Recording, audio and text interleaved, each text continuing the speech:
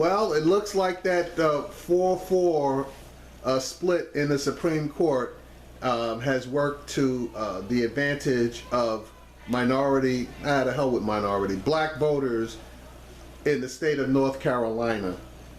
This story basically is going to provide the information regarding the Supreme Court reviewing a request to reinstate the North Carolina voter restriction laws, and the court split 4-4 with the lower Court of Appeals ruling that the laws that the state had put in place were discriminatory at the minimum, and ruled that those laws had to be removed.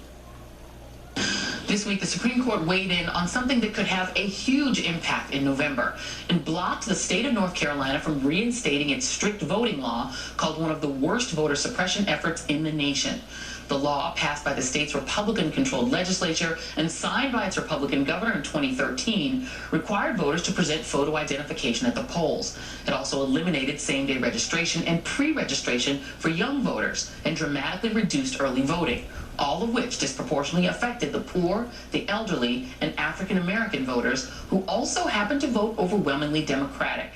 North Carolina Republicans were able to pass the measure shortly after the Supreme Court struck down a key section of the Voting Rights Act, which required areas with a history of racial discrimination to get federal approval before changing election laws. But in July, a federal appeals court weighed in on North Carolina's voting law and unanimously struck it down, saying its provisions deliberately target African Americans with almost surgical precision.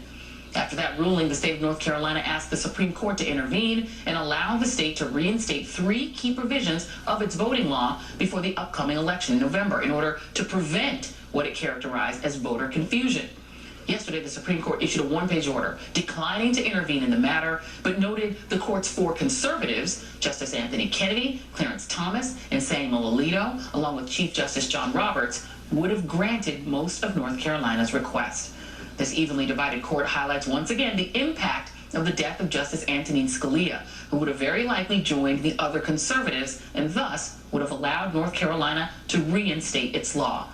Now, as the state emerges as a key battleground, with the latest polling showing Hillary Clinton and Donald Trump essentially tied, how will this decision impact the election? Well, join me now to discuss that is Reverend William Barber, president of the North Carolina NAACP and pastor of Greenleaf Christian Church, Disciples of Christ. Reverend Barber, you are the one person that I love talking with about this issue of voting rights. You've been fighting this for so long in North Carolina.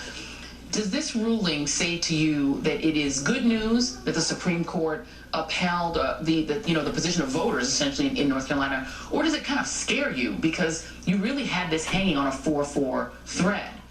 Well, it's a mixed bag. Let me first of all thank our lawyers led by Pender, Heron, Allison Riggs, and others. We fought 3 years. This actually shows the damage when you do not have pre-clearance. None of this would have been possible if we'd had pre-clearance, and still the Voting Rights Act has not been, Section 4 has not been restored.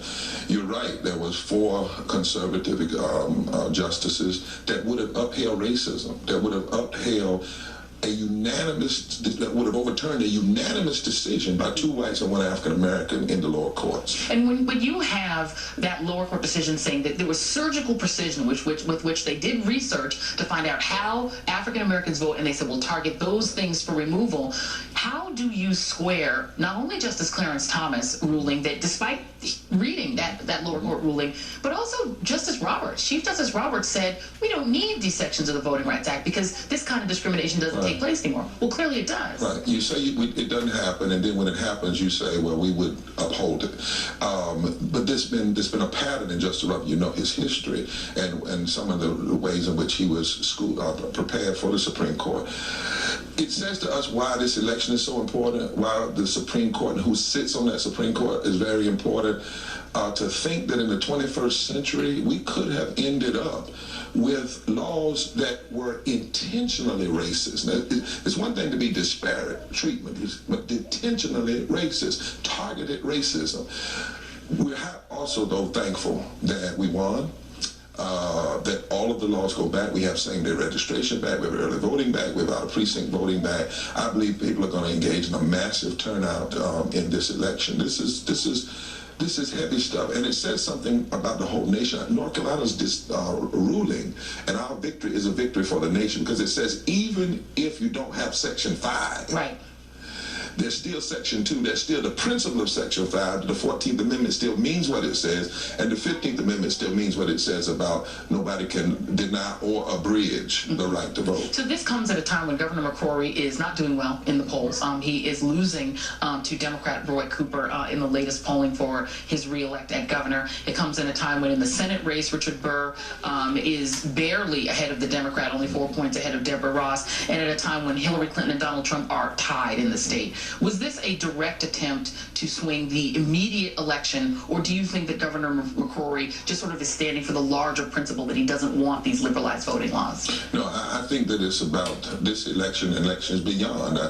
President Obama won in 2008 because of same-day registration and early voting. He would have lost it at just an election day. We went from a state, the lowest state in voting, to the fourth highest per capita increase. 70% of African Americans voted.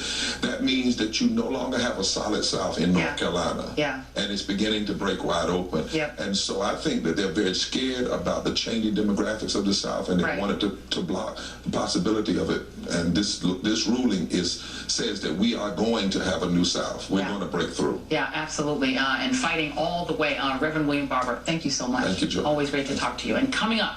Yeah, just so that you know, Anton Scalia, thank God your ass passed, because you damn sure would have helped to put those discriminatory laws back in place. And as for you, Clarence Thomas, you coon, so-and-so, I can't say it because my grandkids are around, but you are a coon to your heart when you read a decision that specifically stated that North Carolina targeted the African American community, and you turn around with your faggot ass and decide that you would have voted to have those damn laws reinstated. Kiss my ass. And hopefully you follow Anton Scalia to wherever he went, and you follow him as soon as goddamn possible, because you always had your nose up his ass.